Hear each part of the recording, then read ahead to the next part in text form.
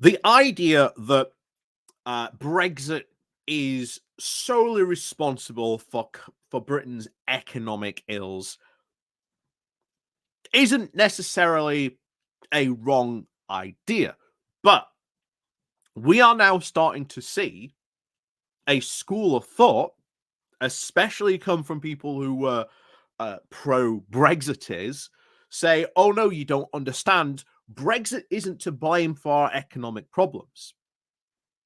Now, here's the thing: if you've been following this whole Brexit debate, especially when it comes to the economic sides of things, you know we've covered businesses after this all saying we've lost X amount of our company. It roughly, from when we've seen it, roughly estimates to about 30 to 40% of their business, which can be a millions, depending on the size of the business and how much they used to do. There was the beer company prior to Brexit. They used to export a lot of beer to Europe. That stopped overnight from those checks coming in. And now we've got paperwork. We've got physical checks coming in from April. Also, more checks coming in from October of this year as well. That is going to have a big knock-on effect to our economy. And as we said and explained time and time again, companies in the UK used the single market to be able to sell into the rest of Europe as easily as it was. If you were based in Birmingham, you could sell easily to Edinburgh or to London. You could sell it as easily as to someone in Paris, Birmingham, Amsterdam, wherever. It was easy. It was a good access market and it benefited SMEs. Why SMEs, as I always bang on about constantly, 80% of the business infrastructure in the UK is aimed at SMEs. That is what our economy is majority built on. SMEs, small to medium enterprises. And those can be anywhere from having 10 employees up to about 500. There are some different definitions, I know. But that's the one I normally go with sometimes. But it was always the case. Bigger companies were already exporting, were going to be able to pay these, wasn't going to be a problem. So the question we now, or now at least face, Divs, as we said at the beginning, we are being posed, is Brexit to blame for Britain's economic ills? Yes, because it is having a lot of problems and a big impact on the UK. But at the same time, if you were around in 2016 as a Remainer, our message to Britain was very simple. If we do Brexit, what would end up happening, which to be honest, sort of end up being proved right, is that the economic problems that we face going to increase. It's like putting a brick on the accelerator. It is going to exacerbate economic problems. It is going to make us more vulnerable to economic shocks. We've seen that from the war in Ukraine. So we don't know when the next economic, hit is going to be, but we know it's around the corner. You see a lot of Brexiteers going, "Oh, but what about Germany?" The UK and Germany, very, very different economically. Very different economically. And you can cherry pick all kinds of data to show that the UK maybe is marginally doing slightly better than than Germany. But if you take like all the economic data out as a whole, Germany, pretty much most of Europe doing vastly better than us. Vastly better than us. So now we have to look at, should we stop blaming Brexit? No, absolutely not. Brexit is a big fact. It is a big weight around our neck, but that is one we now have to live with. And I'm going to go and take you over to the critic. I've never heard of the critic before, but someone else putting forward this idea that we should stop blaming Brexit for Britain's economic ills. I would put forward to you that this is just another millstone around the UK's economic neck that is causing huge economic problems for us.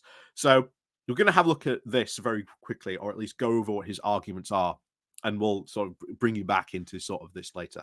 But before we do that, please remember to click on the like, share, and subscribe button. Down below, there are links to my Patreon page, the One of Nation link called Buy Me Coffee, where you can buy me coffee, the YouTube thank you button, and of course, as always, there's the Pony Club down below as well. After all, it is Wednesday, so there is a new Pony Club video, and of course, you're a Patreon member, you get access to that as well. So thank you very much to all those people who help support the channel. Like I say, links down below, Buy Me a Coffee link, YouTube thank you button, all down there. Thank you very much to all those people who do help support the channel. And on we go to this. So this is the critic. Never heard of the critic before until recently. But this is the article. Stop blaming Brexit for Britain's economic ill. Not only is it wrong, it distracts us from our real problems. Here's the thing. I would never say any of what he's about to bring forward are distracting us from our quote real problems. So his first argument is well, this is the current state of the UK. 2008, as you can see, that was the economic crash, and we've never recovered since then. That is because we went through very much a period of austerity. Shockingly, doesn't actually mention austerity and the fact that maybe, the UK government could have invested into, business, the UK industries, economies, all kinds of stuff it could have invested in during that period of time when the price of borrowing for money was at a very, very low premium. So everyone talks about the wasted decade, and the Tories are very, very much responsible for that wasted decade. But that's his first argument. So are we all right? And he says, well, actually, we were all right till 2008 economic crisis hit. Of course, big blame on the 2008 economic crisis. Yes, the UK economy is still suffering from the 2008 economic crisis, as you can see here in the chart. Nowhere near any sort of recovery. We were sort of 2014, and then we fell again. And then, dips. There you get the COVID, sort of the post-COVID bounce back. And again, at the moment, we ain't anywhere near to recovering by the looks of it. This is the other big one, productivity. So what do we talk about when we talk about productivity? Well, this is how productive our businesses are. And as you can see, the big point here falls in about 2006. What happened in 2006? 2008. Sorry. What happened in 2008 that caused this massive dip in productivity? Once again, it was the financial crisis. This caused a lot of businesses to scale back their investment, to scale back their investing, pull back a lot of money, very much start be very tentative about doing that. Banks became very, very reluctant to sort of make loans. They would only do it on very safe bets. This is why property, especially at the moment, went up massively from 2008 onwards. And it has, once again, because of austerity, because the UK government did not do that.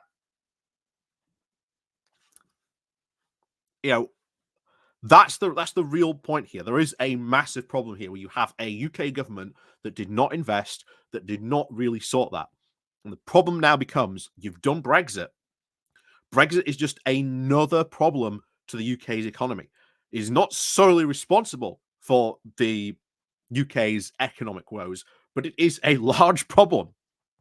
And he talks about industrial electricity prices, about this being a problem. That from about 2020, electricity prices for the industry went up massively, and that they've been a constant problem from about, as you can see, 2004, 2005, it jumps up massively. 2008, again, there's another hit, but it drops, but it doesn't drop significantly, but it just keeps on going. This, again, has been a problem. Why? Because, say it with me, the UK government did not invest in green technologies, green fuels, where we would not be in this type of, industrial electrical pricing if this was the case. If they had invested in the steel industry, if they had done this type of stuff. Um, this talks about net migration. Well, the UK is very much addicted to migrant labor. That hasn't changed at all, but there you go. And then this is the GDP per capita comparing the USA to the UK. USA is the blue line, the red line is the UK. Once again, 2008, you can see the crash once happening again, still not recovered since then. And then industry prices. And then I don't understand why he compares industry electricity prices from the USA to the UK. The USA is a massive producer of oil and natural gas. It has its own sort of, massive energy reserves that it has. Energy in America is incredibly low because of that, because they have access to those natural resources. So they have suffered very little compared to us, where we could have invested in these types of things, which would have brought down industrial electricity prices. But again, the government didn't. Once again, something about Brexit meant to be investing in all this, but again, didn't happen. So that's his argument, that the reality is we're ignoring the realities of the real problems of the UK, and that if you blame Brexit, you're not being honest enough. I would say this: unless you actually are willing to admit that Brexit has caused the UK, economic problems, I would say this guy's not being honest enough about the UK's economic problems, because it has caused the UK economic problems. Now, he is right. There are previous economic problems the UK has been suffering from. Most of it has been a lack of government investment and a lack of government foresight to invest, to build, and to help develop the UK economy. Instead, it has all been about austerity, pull back, save, save, save. Hasn't really brought about the desired effects. And as a result, people now have started to refer to that period as the lost decade. And I think that is very, very good. And I think it should be another millstone that the Conservatives should have to hang around their neck, because doing Brexit does not help our economy. It adds to the economic problems that the UK will face. So, no, you should not stop blaming Brexit for all Britain's economic ills. And no, you cannot blame Brexit for all Britain's economic ills. But Brexit is now adding to Britain's economic ills. It is a brick that has been put on the accelerator, and big UK businesses are now feeling it more so than ever. And they are saying it now on the regular, that Brexit is a big problem, that we need to solve these Brexit issues. So if we should stop blaming Brexit and it's not a problem for Britain's economic ills, why are so many businesses saying that Brexit is a problem? So, as always, thank you very much for watching. And of course, as always, we'll see you all next time.